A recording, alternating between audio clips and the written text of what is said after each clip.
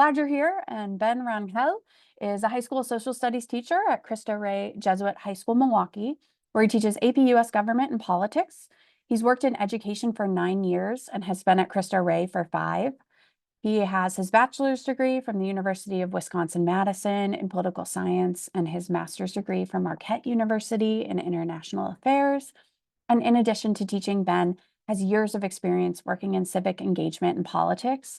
And more specifically, he served on Governor Tony Evers' People's Maps Commission in 2020 and recently worked on a local political campaign for state assembly in Wisconsin.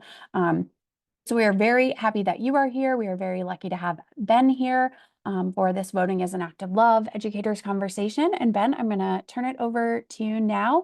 The way that it'll flow is Ben is going to do a little bit of an introduction, and then we're going to have a bunch of time for just questions for people who are here live. So more of a Q&A. So without further ado. Well, thank you, Brenna. And just confirm you can see my screen right now, right? Okay, perfect. And thank you to everyone else who is here. Thank you to the Ignatian Solidarity Network. I think about government and politics all the time as a U.S. government and politics teacher. And so this is really exciting for me to talk about it with additional folks outside of my classroom. And so like Brenna mentioned, I'm going to start off with just introducing the topic a little bit, but I'm really hoping that we can have a dialogue and a conversation about the things that are on everyone else's mind related to civic engagement, voter engagement, things like that. And so I also have been lucky to participate in Ask a Civics Teacher, which are these short videos that I've been creating for the Ignatian Solidarity Network. Some of those are on YouTube. And so this is kind of an extension of that work. So I'm really happy to be here. All right, let me just adjust my screen a little bit so I can see some folks. Appreciate having some faces to look at when I'm talking. Okay, so like Brenna said, my name is Ben Rangel, or Rangel is fine too. I teach at Cristo Rey Jesuit High School, and it's really been a true joy. Every single day I get to talk about my favorite thing with young people and try my very best to get them engaged and interested in something that I think about constantly. And so I think as an introduction, right, I'm reminded often of St. Ignatius's words, love ought to show itself in deeds more than in words. And one act of love is voting. I know the Ignatian Solidarity Network sort of hammers that home. That's one of their taglines. And it's something just to be mindful of as we approach the election. And one thing I tell students all the time is that your decision to vote and participate, their decision to vote and participate, is truly an act of love. It demonstrates a care for community, a care for marginalized folks around the country and the world, frankly. And it's more than just to vote. And so that's something that I center whenever I talk with students. But just the other day when we were talking about the elections, I had one student ask me after I sort of just said in passing, this current upcoming election is one of the most consequential elections of our lifetime, one of the most important. This is something you probably heard.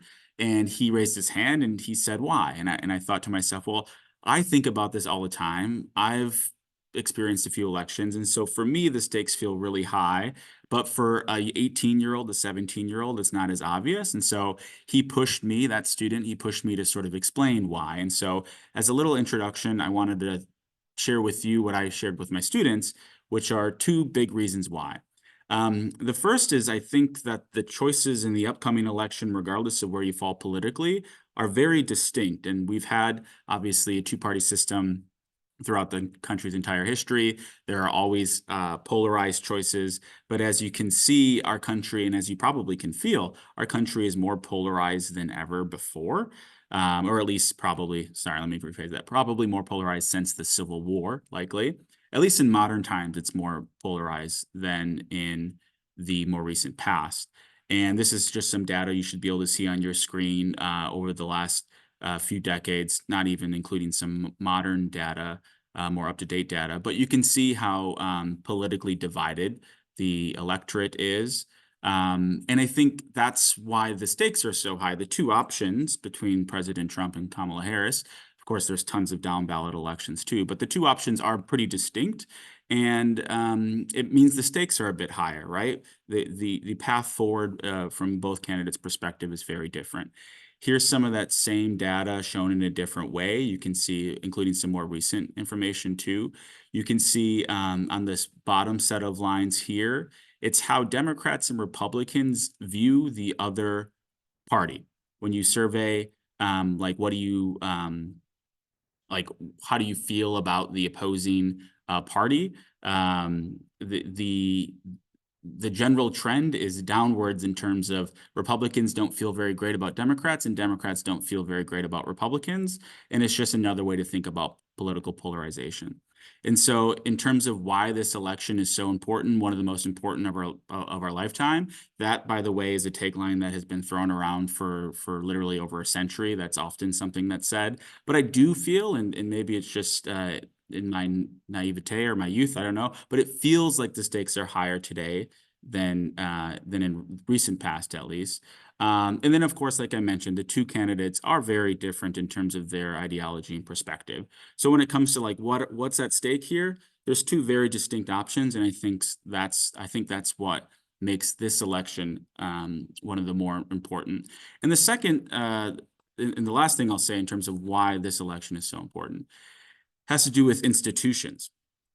I had a political science professor at Marquette who had a go-to tagline that simply said, institutions matter, right? The integrity of our elections, the institutions of Congress and the presidency, they really matter. And right now we are experiencing some institutional instability. You can see the background of this slide includes a picture of protesters with the Stop the Steal sign. And I'm sure many of you are familiar with the movement to try to overturn the 2020 election. And so regardless of where you fall politically, the truth is people don't feel super confident about our elections and the electoral process. And that means one of the primary institutions of our democracy, i.e. our elections, how we vote, right? They're pretty unstable right now. And so what happens in this upcoming election really matters in terms of the future of that stability. A recent poll from October 3rd showed that 58% of Americans say they are either very concerned or concerned that voter fraud will occur this year, right? That's Republicans and Democrats. So the majority of Americans are already expecting that there will be some sort of voter fraud that happens in November. And that should be a little concerning for anyone who cares about the institutional stability of our democracy. Because if you have the majority of Americans going into an election, assuming there will be some voter fraud, they're going in with this bias, this expectation that something is going to happen or that somehow the results aren't going to be legitimate. And when our institutions stop mattering or are called into question, our democracy is then at stake. And so when it comes to what's at stake and why this election is so important, I think about the distinct differences between the candidates and the institutional stability. And I think I got one more slide. Oh, yeah, that institutional stability also comes from the fact that Congress doesn't really do a lot.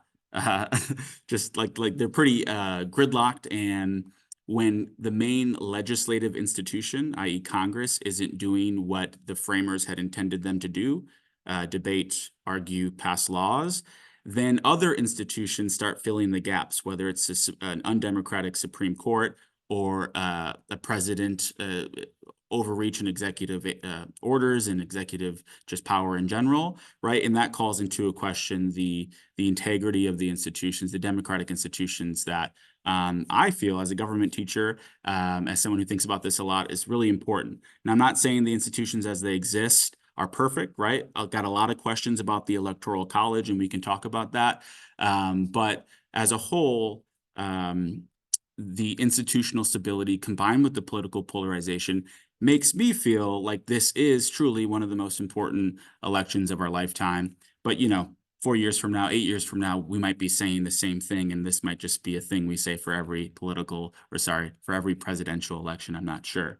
But that's how I wanted to start the conversation, with sort of that frame, that lens. And now I'm hoping that, Brenna, we can move it into some just overarching questions. The segment is called Ask a Civics Teacher. And I'm here to answer any questions the listeners have or the folks here have. Yeah, thanks so much, Ben. That was very interesting and just informative as kind of a lay of the land of where we are. And we did ask people to pre-submit questions. So we're going to take a few of those first. But if you do have a question, feel free to put a star in the chat or to write it in the chat, and we will come to that shortly. Ben, to start us off, you had mentioned the Electoral College, and there were quite a few questions about how the Electoral College works, its significance. So I was just wondering if you could talk a little bit about that.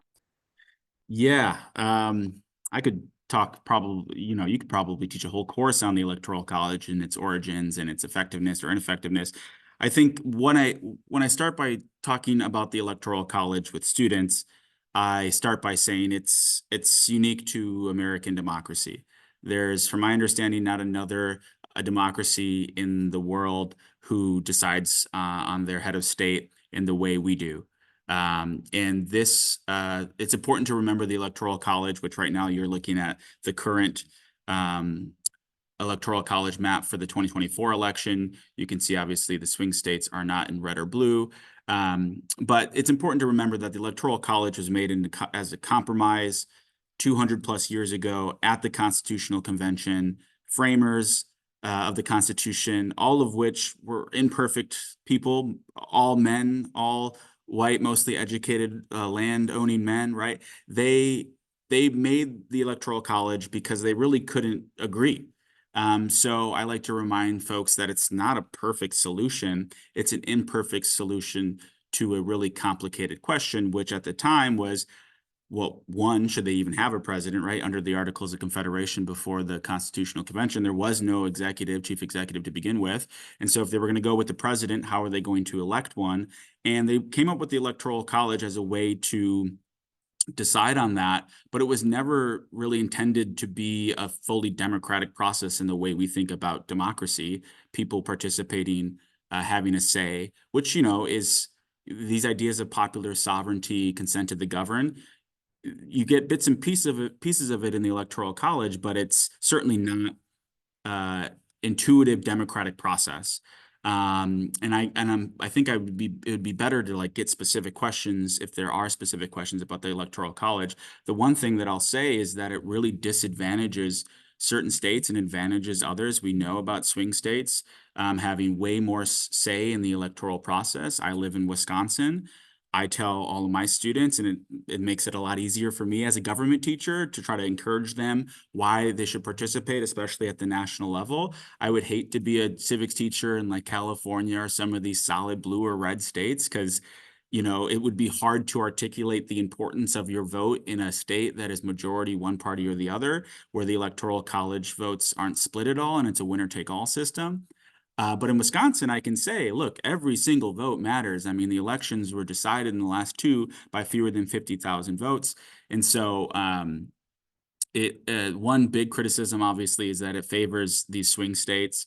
It also gives more power numerically to small rural states, which tend to be today, at least, more conservative and predominantly white states.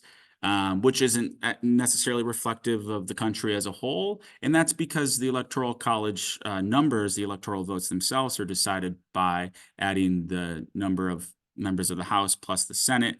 And the Senate, that extra 2 votes from the Senate actually messes with the mathematical representative nature of the different states and gives a slight advantage to small states. And then, of course, historically, the Electoral College gave advantage to those slave states in the South that just had more representation than they would have had it not been for the 3/5 compromise, which if there are any historical, people who love American history know all about some of those compromises. But yeah, I guess I'm talking a bit here, and I'm wondering if there's any other specific questions about the Electoral College. But my general takeaway is that it's an undemocratic institution that was made to be an undemocratic, like it's designing how it's functioning how it was designed to function. And yeah, that's where I'll pause because I see one person has a question. Yeah, I think you're kind of answering the question that's currently in the chat about the Electoral College, which does it still serve us? Oh, I see that chat. And then Okay. there's also a question about the filibuster. Yeah, thanks, Sarah, for that question. And then I see another woman has her hand up trying to, uh, and yeah, I think you can just unmute there. I'm not sure of your name. It looks like it's DIG. Yeah, there you go. That's right, Dig. Now, I want to ask a question, Yeah, Benjamin. Can you hear me? I sure can. Okay. Yeah. I'm from Texas. I've lived longer than all y'all. I could be your grandmother. So I really have seen the whole thing through all these elections. I'm going to say two things fast. First of all, I saw it when we could work across the aisle. Mm. And the other party was not an enemy as it Yep. is today. That's one thing. But secondly, I've always disliked the Electoral College. I know my history. I understand how. However, what would it take to get rid of it? Does it take the Congress? Does it take what? An amendment? It's not an amendment of the Constitution, is it? How do we get rid of a Constitution? Have one man, one vote, so it's even for everybody. Yeah. You are right to say that historically the polarization hasn't been the way that it is. There has been more compromise, and there's some institutional factors there. Yeah, there's some institutional factors there, like for instance, the political primary incentivizes people to be more conservative or more liberal because of partisan gerrymandering. And so if you are a moderate Republican running in a conservative district, you are less likely to win your primary. And so the political primary system combined with political gerrymandering incentivizes that polarization amongst members of Congress specifically. But to your second point, what would it take? I honestly think it would take, well, technically there could be, honestly, I think it would take a constitutional amendment because the process itself is outlined in the Constitution. So you would need to amend the part of the Constitution that lays out the Electoral College process. But the thing is, we got two things to think about. One, there's been attempts in the past to reform it, and they've gotten some traction. I believe it was the 60s, 50s or 60s. It was blocked. There was some progress in Congress to propose a constitutional amendment. And at that time, it was blocked by southern states that were trying to push back against civil rights.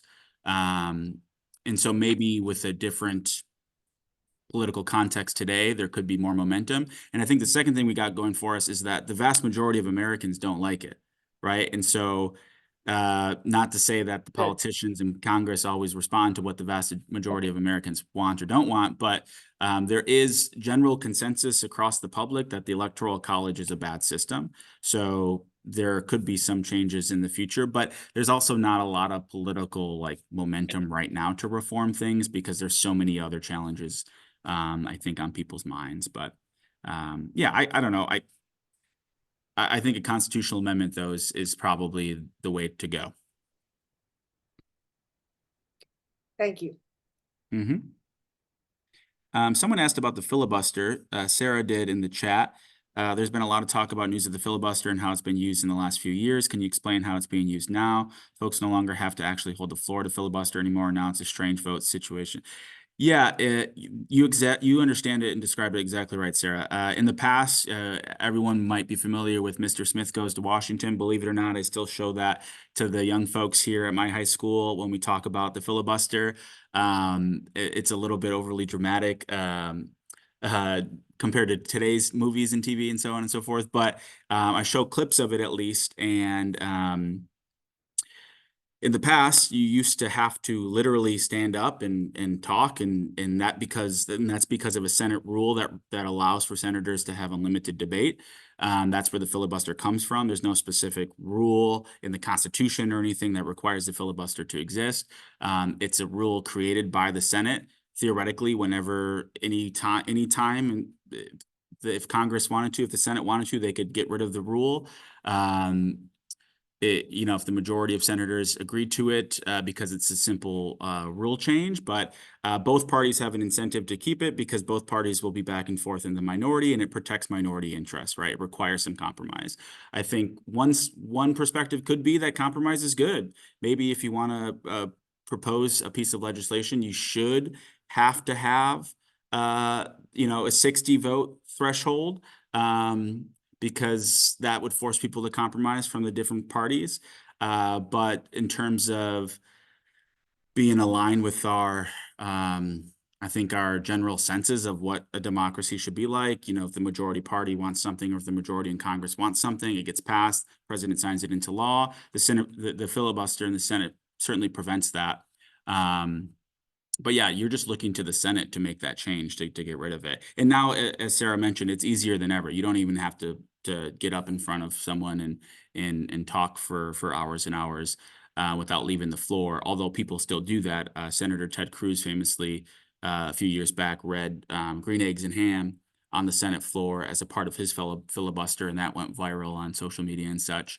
I know Senator Bernie Sanders had a filibuster a few years back too, where usually if a senator does get on the Senate floor and filibuster like in the old days, they do it for the publicity.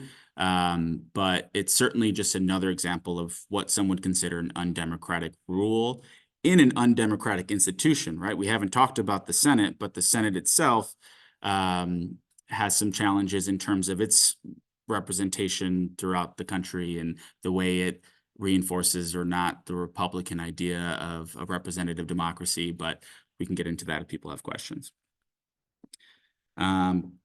Great, thanks for sharing that too, Brenna. If you want more info about the Electoral College, yeah, it's a great article from Brookings. Brenna, is there other questions, or any other folks who are here have questions? I've got a million questions, but I want to defer to folks who are here. So if anybody else would like to ask a question, feel free to unmute or raise your hand.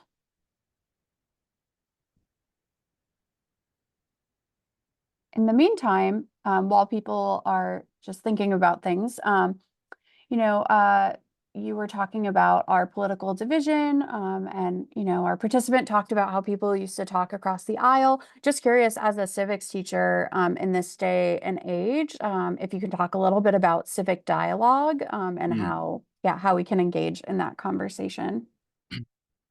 Yeah, so if there's any educators on the call or people watching this, I would recommend the Digital Inquiry Group.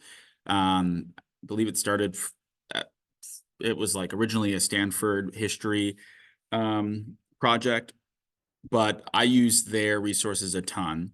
I will say, and there's a typo there in my slide. I apologize. Structured academic controversies is what I was recommending. I would say that our young people are way more competent and qualified to have constructive dialogue, at least in my classroom, what I've seen, than you might be seeing on the internet or sometimes even on presidential debate stages. Young people who aren't necessarily as set in their ways, perhaps, haven't been as polarized. I don't know, but whenever we have what I call structured academic controversies and discussions and dialogue in my classroom, young people are engaged. They are willing to listen. There's very rarely ever arguing, and this is just my personal experience. Other classrooms could be different depending on the context. I will say I do teach at a rather homogenous school environment in terms of the demographic and where our students come from, so that could certainly help facilitate more constructive dialogue. But there are tons of resources trying to figure out how to best facilitate civic dialogue. My bigger concern, rather than like the conversations, I think those are important and they happen in my classroom often. But another concern I have is just access to objective, truthful information.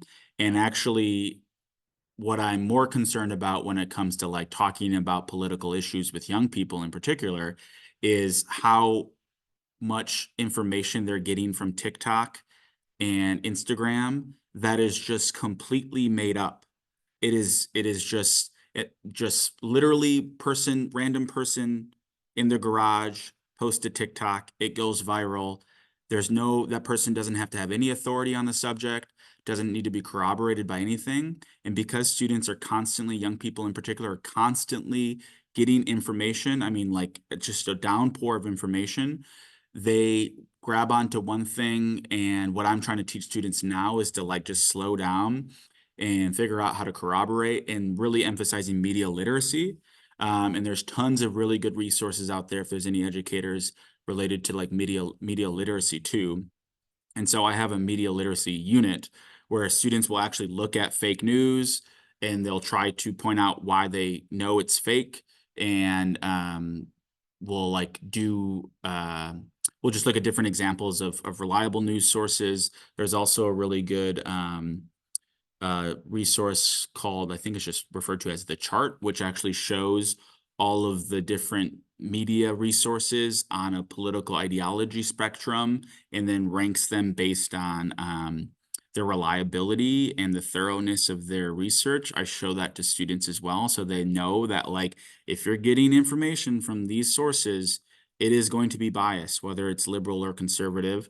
And so I push students to look at unbiased news, objective news from, C-SPAN, NPR. The tricky part is NPR, C-SPAN, they're competing with TikTok influencers who, are better at getting clicks and engagement than, unfortunately, the folks at NPR or C-SPAN are. And so I think students are just bombarded, young people in particular, are bombarded with so much news. And it's not just young people, I should say.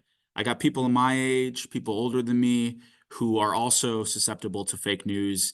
And so but I am a little bit concerned with how much information young people are getting from TikTok that is completely unreliable. Yeah, and I'm seeing a bunch of other questions in the chat. Oh, no, that's you, Brenna. Great. But yeah, good question. I forgot what the question even was, but great question. Thank you. Yeah, so does anybody else in the audience have any questions that you're interested in asking?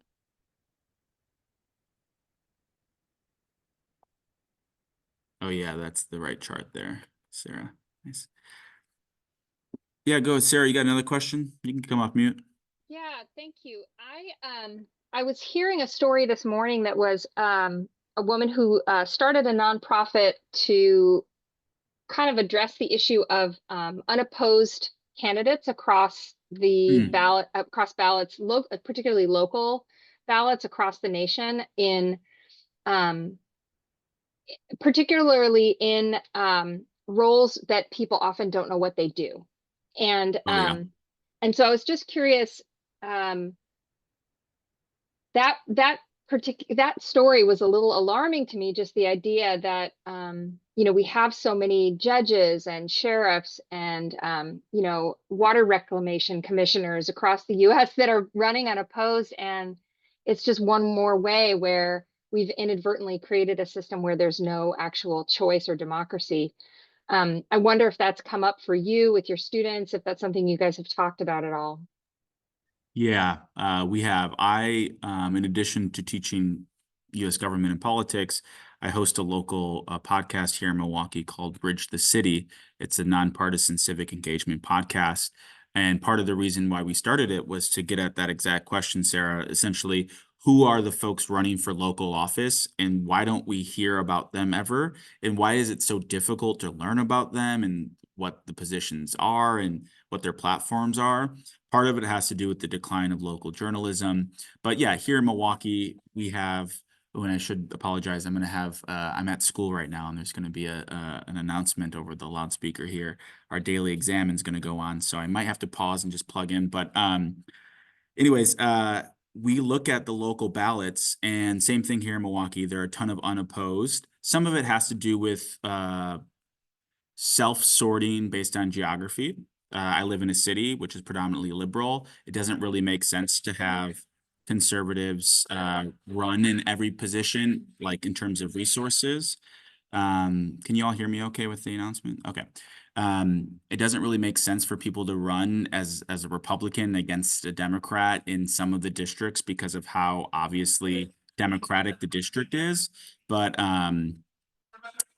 the other challenge is this is actually a challenge that became personal in some ways. I was approached actually to run for local office for county supervisor over the past few years. But it would have had to mean, it would have meant that I would have to scale back in teaching or stop teaching.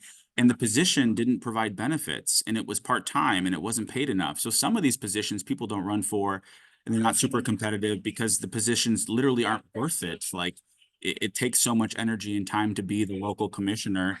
And like, unless you're wealthy and can afford to just not make an income as like a normal job, you can't really run for it. But I think a lot of it has to do with just a decline in just civic education broadly across the country. Like there needs to be more local civics. I teach a US government class. I have no time in my curriculum unless I make it to teach about local civics. I make it because I know how important it is, but like most high school students are not learning about local civics at all, unfortunately, like not at all.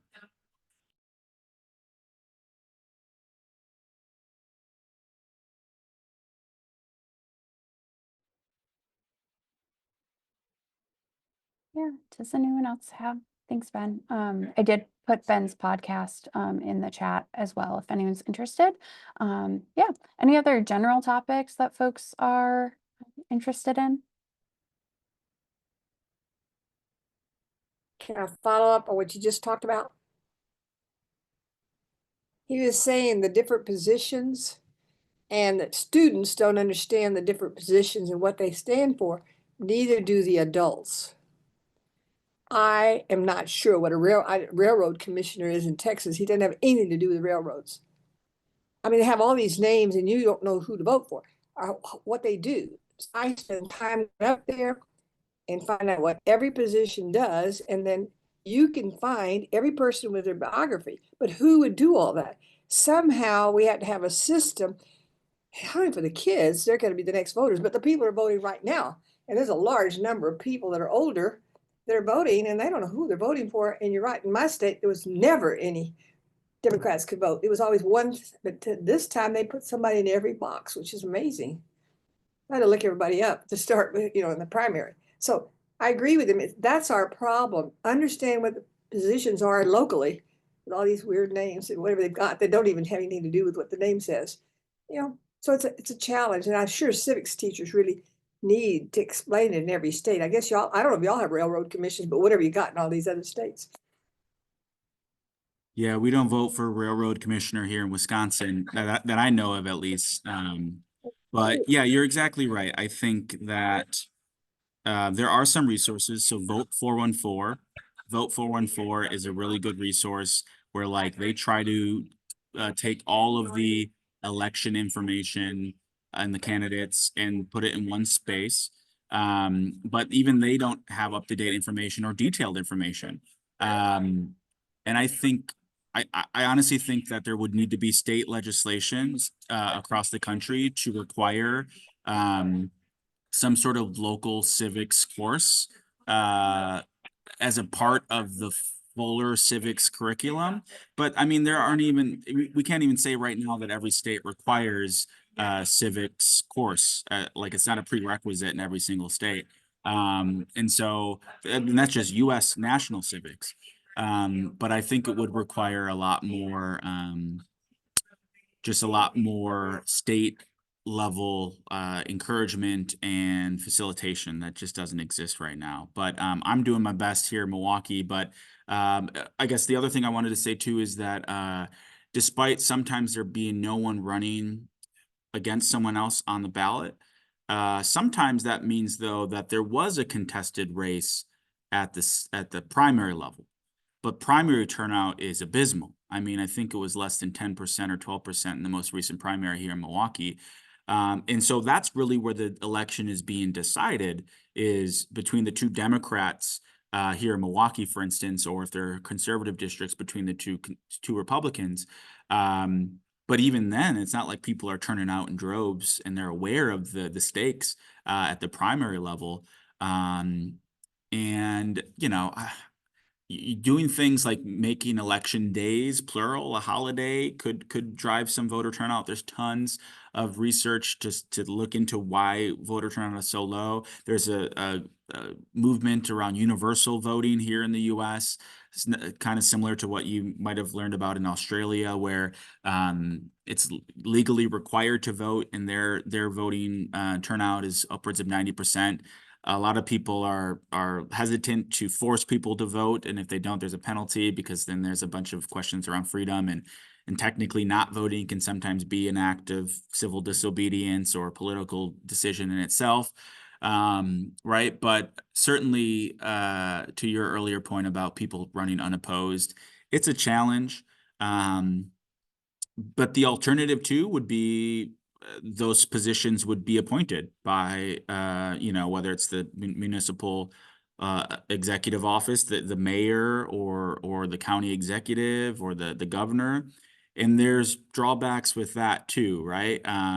So maybe the solution isn't to not make those positions elected positions, because that's making things less democratic, but figuring out how to incentivize people participating in the democratic process at the local level, which is what I've been trying to do for the last 10 years. And it's hard, and can't say I've been successful at it necessarily, but I talk about local elections all the time. I just don't know who's listening. Just as an aside, I think that this is not going to change the system, but I used to work at Cristo Rey Cleveland as the main office coordinator after I retired from teaching. And so anytime we had an election, I would just send everybody this giant election email for like a midterm or anything else, and just say, hey, here's a video of the two people running for county prosecutor. Like, it was very buried in like our local newspaper, like, and just try to give people the Cliff Notes versions of what I'm using. And people really appreciated that, because I think, like we've all said, it's really hard to find and time consuming to find this information. So I just also think if you are an informed voter, like, send that stuff out, because it can definitely help people. Yeah, I have every single election, I got a bunch of friends who get a text from me with something similar to that, Brenna, which is essentially, hey, these are the local elections. Like right now in Wisconsin, there's going to be an amendment on the ballot. People, talk about not knowing what something means. These constitutional amendments at the state level, at least here in Wisconsin, are even written in a way to be very convoluted and confusing, intentionally so. And so I'll often get texts from friends leading up to the election that's like, hey, Ben, can you tell me what this means? Not necessarily tell me how to vote, but like, what does this mean, right? And these are people with a lot, the privilege to spend their free time thinking about elections. These are people who have usually, at least my friend group who's reaching out to me, have bachelor's degrees, some master's degrees. So if we think about the challenges we're all talking about and we see in our local communities, everyone on this call right now are people who care about civics in some way. That's why you're here. But there are other people too who just are trying to put food on the table, who are trying to raise the family, who don't, it's not that they don't care, is they don't have the capacity to spend energy thinking about things beyond what's in front of them. And I think that's another challenge. We don't really associate economic injustice with civic engagement. But if there was less poverty and more economic opportunity for people across the country, right, voter engagement would go up too. And so like these things are somewhat connected, even if not obviously so. Oh, Mary, Can I thank you say for your... something? Go ahead, yeah. Go ahead, yep. So this is a lot of things about suppressing the vote. What do you think about suppressing the vote? Yeah, it's a great question, and and I almost put it in my slides as one of the examples of institutional instability. I think that obviously conservatives who are advocating for legislation related to voter integrity are doing it, at least ostensibly, in the name of voting security. And I think everyone objectively wants to make sure our elections are secure and transparent. But as you are pointing out, because you can look at the effects of these laws, right? The good thing about, or I don't know if it's good or bad, but we have a federalist system where, and the Constitution didn't really say a ton about who could or couldn't vote. So it was left up to the states to decide, and we're still seeing the impacts. You're mentioning what's going on in Texas. In Wisconsin, we have different laws that have suppressed the vote. And so we can actually look at the different states with different laws. Some states, like in Oregon, for instance, have some of the most, I guess, progressive policies when it comes to voting is really easy there. Automatic voter registration, stuff like that, same day voter registration at the polls. There is different laws across the different states, but objectively, you can look at the different states, and if you dig into the data, you can see that the laws that are getting passed, they suppress the vote. Whether it's young people, poor folks, people of color, like those are generally the folks who are targeted. Whether it's intentional or not, the objective outcome is that those people have a harder time voting. And so you don't need Republicans or conservatives to say that we're doing this to suppress the votes of these people. They don't have to say that. If you just look at what's happened when you have more strict voting laws, it suppresses the votes of those people. And so the next question is, well, why? Well, back to my original statement, they're doing it in the name of voter security. And so the next question you would theoretically ask is, well, what are all of the examples of voter fraud and insecurity that they're trying to address? And if there was mass voter fraud or some sort of lack of integrity in our voter system, then these laws would make sense. I think the troubling thing for me as a civics teacher is that the laws that Congress passed or state legislatures passed, that governors signed into law, should be responsive to some challenge the community is facing. And as we probably know, there's not a ton of evidence of mass voter fraud at all. Well, there's no evidence of mass voter fraud. There are certain occasions of voter fraud that are so minimal that making it harder to vote for everyone doesn't really address the problem, the issue, because the issue is sort of manufactured and hyperbolized. And so I don't want to assume that conservative legislatures are doing this to literally suppress the vote, but we don't have to make that assumption. We can just look at what's actually happening, right? The votes of young people, people of color, and poor folks, it's just being suppressed. And I'll just give you one quick example, a little anecdote. I work with students here, and I do everything I can to get 100% of my eligible students registered to vote.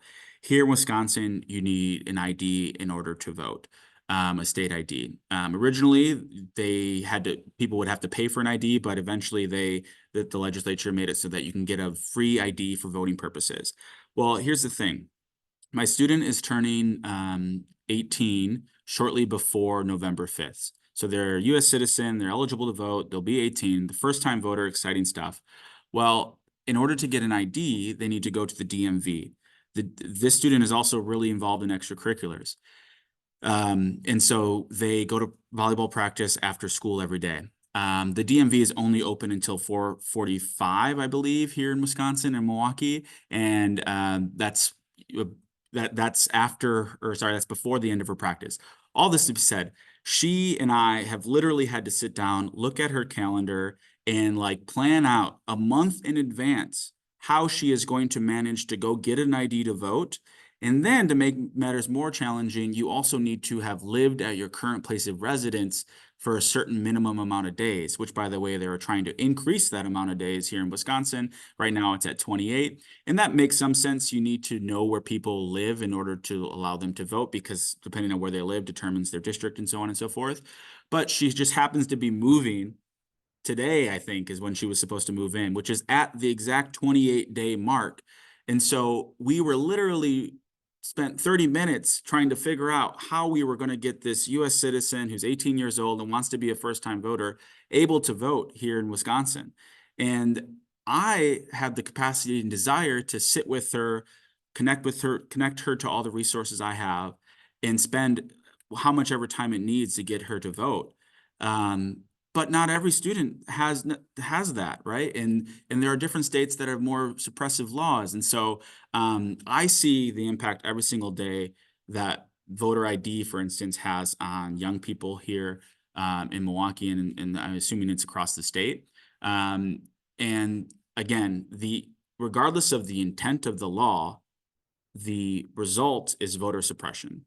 And so that's what should be concerning because it calls into question the elections in a really detrimental way, calls into question the integrity of the elections and electoral process when not everyone has the capacity to vote because certain states have more or less voter suppression than others, right? It's challenging and it's frustrating from a government teacher perspective, someone who just wants to get their kids to vote.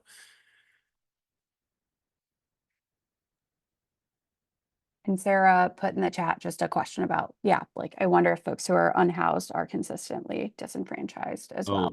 Yeah, certainly. I mean, if you, I got some folks who work in that and who do important work in our community here in Milwaukee. And, you talk to folks who are experiencing housing insecurity, there's so many other priorities, not to mention the fact you have to jump through so many hoops to get identification if you don't have a secure source of housing. And so it's disheartening. Ben, I am kind of curious, and I put a question in the chat just directly to you from the document, but it's just generally a question about hope. So you're teaching about these things. These are really heavy topics, right? Like when we start thinking about all of these issues. And so I'm just curious about like what gives you hope and like, how are your conversations going with your students? So do you feel like you're able to infuse a sense of hope, like not just like optimism, but like, no, like this actually matters, like this, that deep sense of hope? I think the best way to get at, like, to create a sense of hope for students is to, and just people in general, I think, is to actually recenter stuff happening at the local level and centering issues above candidates. I think, I want them to vote in the presidential election. I want them to vote in every election. But when you hear some of the rhetoric happening at the national level, when you think about some of the institutions and how undemocratic they truly are, I mean, it's really hard to teach about our institutions, talk about democracy, popular sovereignty, consent to the governed, and then at the same time show students all of these examples where people's voices are ignored. There were questions about the role of money in politics. Once you start digging into that, kids will easily be like, well, what's my purpose in all of this? If you can have billionaires donating to super PACs and swaying entire elections left and right, or when you teach them about gerrymandering, and yet you have kids learn that the elected officials get to choose the very districts where they're voted, and they're like, wait, this whole thing is kind of rigged. You teach them about the Electoral College and how we have two presidential elections in the last 24 years where the winner of the popular vote wasn't the winner of the presidency, right? And so it's really difficult actually to keep them hopeful when you start digging into how so many of the institutions are challenging. But I think the thing that keeps me hopeful is like, well, look at this thing that's happening here locally. Like you do have a say and you have the influence here. Like some of our state assembly positions in county, we have not a city council, we call them aldermen or alder people in Milwaukee here. But some of those elections are decided by fewer than a dozen votes. You have young people running for office. We had a state assembly person who was 18 when he was elected here in Milwaukee.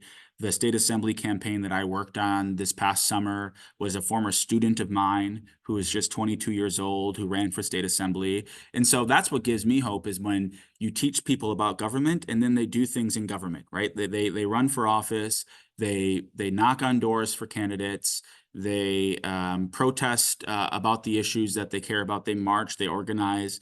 That's what gives me hope. And I think when it comes to talking with students, I like to center making their voice and their efforts tangible. And so that's why I like to center local elections rather than national elections.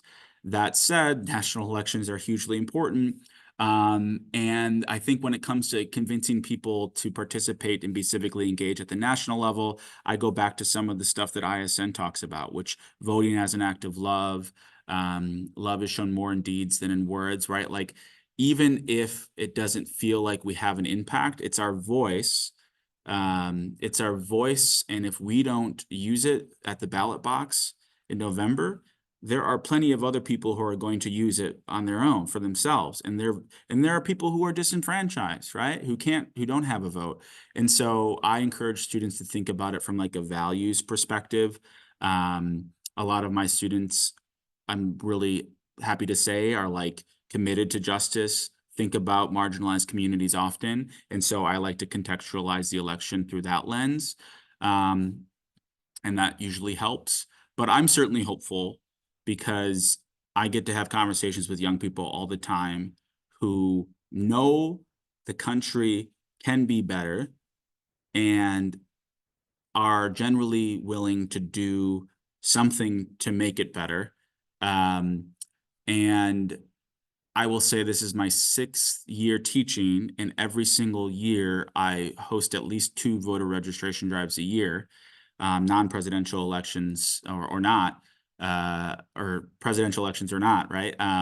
And we get close to 90+% of all eligible students registered here at my school every year. And so, and I think in 2020, voter turnout for 18 to 29-year-olds was up to 50% from 39% in 2016, 11-point jump. I mean, young people need to be convinced, I think, to vote generally.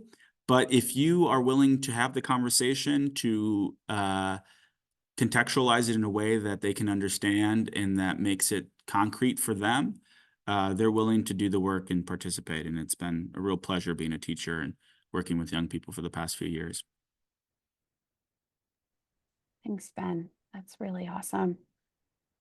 We're getting close to the end of the hour, so I think that is like a really nice way to end things. I just want to take a moment to thank you, Ben. Having been a high school teacher at a Cristo Rey High School, your time is precious. So thank you for spending some of that with us today. And we're very grateful for all of you who have joined us. If you have any other kind of final follow-up questions for Ben, feel free to stick around for just a couple of minutes. We'll let you go at 4 p.m. on the hour. But thanks for being here, everyone. We really appreciate it. Yeah, thank you, everyone.